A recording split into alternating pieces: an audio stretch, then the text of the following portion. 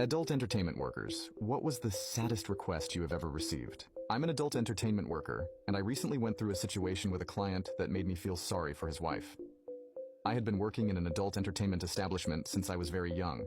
I started working when I was 18, and now I was in my 30s, still very well maintained. I had experienced many things with clients, made a lot of money, and enjoyed that life.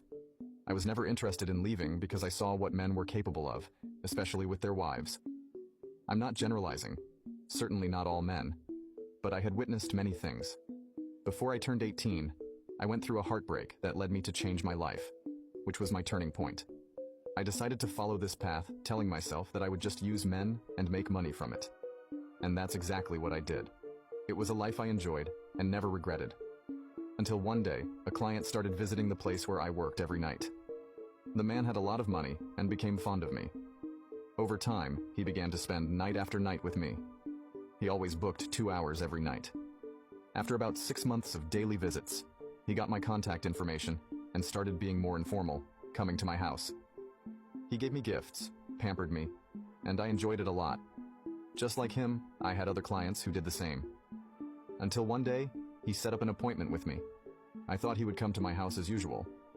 But to my surprise, he insisted on meeting at the place where I worked. I thought it was fine. He booked a 5-hour session with me, which seemed very strange because although he visited daily, he never stayed for more than 2 hours, and he was always very punctual. He was an older man, and by then, we had been seeing each other for about a year and a half.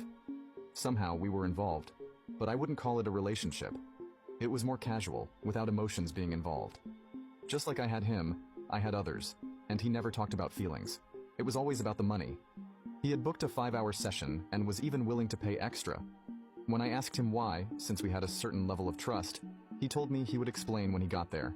I got ready and went to the place where he had booked the 5-hour session, basically renting out all my work time.